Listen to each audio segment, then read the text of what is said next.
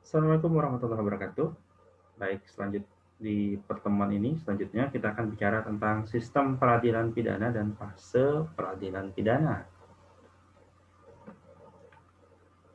Pengertian dari Pak Marjono Sodiputro ya menyampaikan bahwa sistem dalam suatu masyarakat untuk menanggulangi masalah kejahatan. Maka yang dimaksud dengan sistem peradilan pidana itu adalah sistem dalam suatu masyarakat untuk menanggulangi masalah kejahatan itu. Beliau menyampaikan bahwa sistem pengendalian kejahatan yang terdiri dari lembaga-lembaga kepolisian, kejaksaan, pengadilan, dan pemasyarakatan.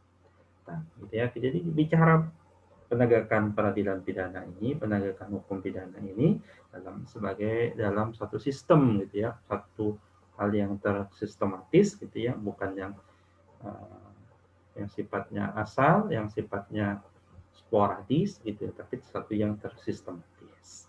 Hagan menyampaikan criminal justice process adalah setiap tahap dari satu putusan yang menghadapkan seorang tersangka ke dalam proses yang membawanya kepada penentuan pidana baginya.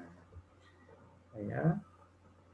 Criminal justice system interkoneksi antara keputusan dari setiap instansi yang terlibat dalam proses peradilan pidana, itu kata Romli Sasinta ya. Tujuan, kata Pak Marjono, mencegah masyarakat menjadi korban kejahatan.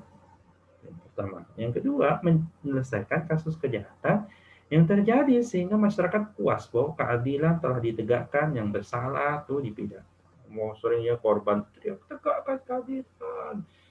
Ya, kalau ada korban pembunuhan, para keluarga korban itu hukum si pelaku seberat-beratnya kan gitu ya. Ada juga yang sudah damai katakan kami damai tapi proses hukum tetap berlanjut ya gitu.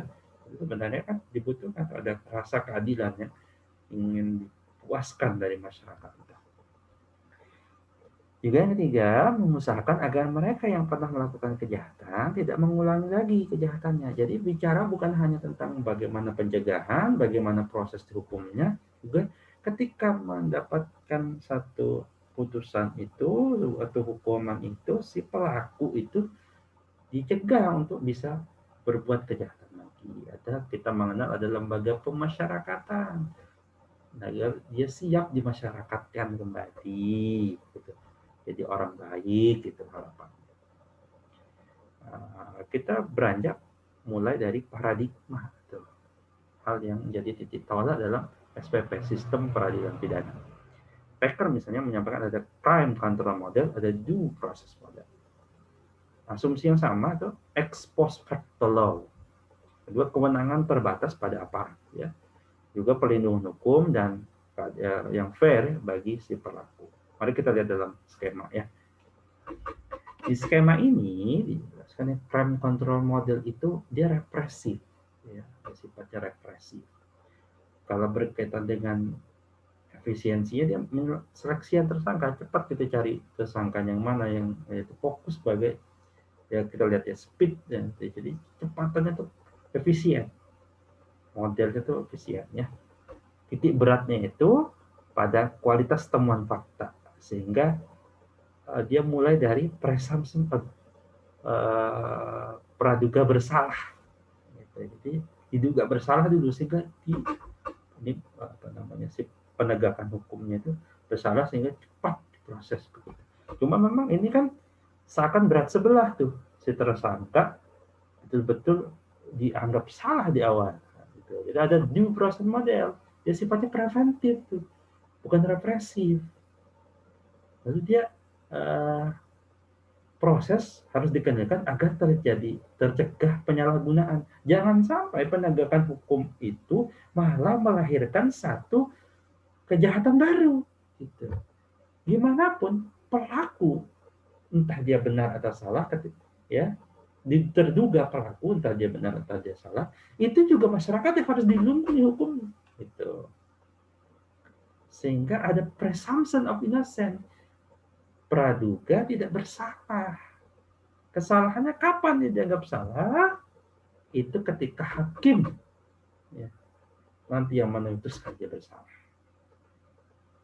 Jadi fokus pada penemuan fakta sesuai aturan hukum. Jadi quality before the law. Cuma memang proses model ini kan orang lihat menjaga hak-hak betul dari tersangka. Nanti yang agak protes misalnya gitu, ini adalah penegakan hukum, penegak hukumnya, wah jadi ribet banget nih, nah, gitu ya. Jadi ada yang menyampaikan integrated criminal justice system, dia integration, coordination, and synchronization. Tujuannya clear aims, prosesnya tepat, efektif juga. Jadi dicoba kelebihan dan kekurangan masing-masing sistem itu menghasilkan satu sistem yang baik. Begitu.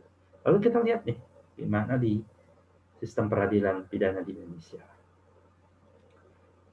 Yang pertama dimulai dari kepolisian, lalu kejaksaan, lalu pengadilan, lalu pemasyarakatan. Jadi sistemnya itu terbangun dari awal ya. Tadi saya di awal-awal video menyampaikan bahwa ini bukan hanya bicara tentang nangkap pelaku, jebloskan penjara gitu, bukan. Tapi bagaimana ketika terakhir juga itu masuk hukuman itu dia siap untuk dimasyarakatkan kembali kalau hukumannya itu yang ada waktu terbatas dan setelah si pelaku menjalani hukumannya dia bebas. Nah bebasnya itu setelah itu ya harus siap. Jadi negara juga menyiapkan bagaimana dia siap untuk jadi orang baik. Ada proses perbaikan diri gitu. Juga penyiapan dia ketika pasca jadi terpidana itu juga siap bermasyarakat kembali, siap juga cari nafkah kembali misalnya begitu ya.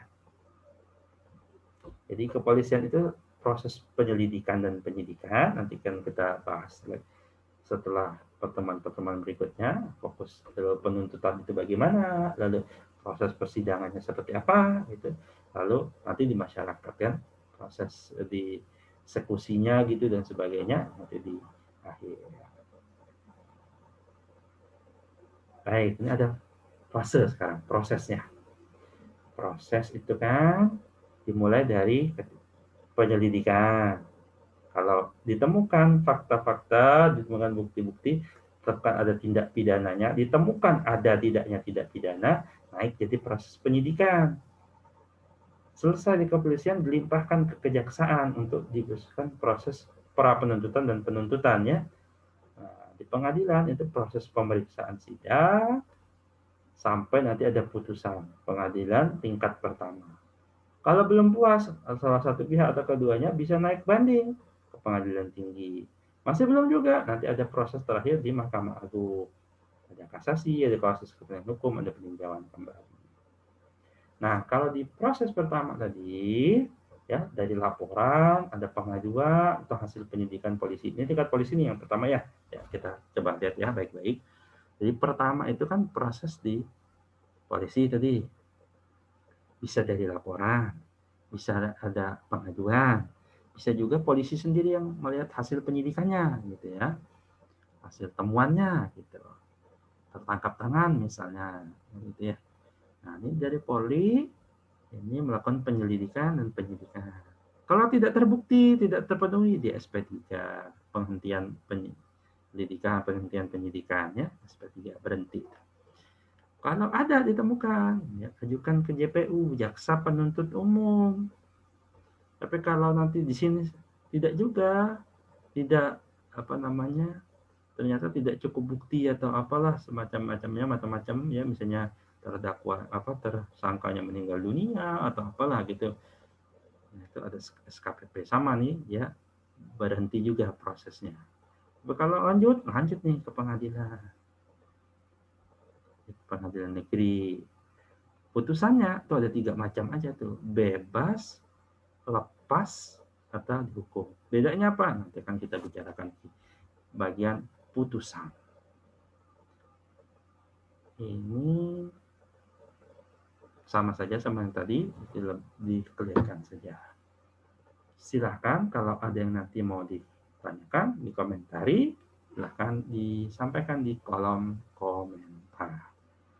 Baik, cukup singkat saja saya, nanti bisa dipelajari lebih lanjut di open learning-nya masing-masing. Terima kasih. Assalamualaikum warahmatullahi wabarakatuh.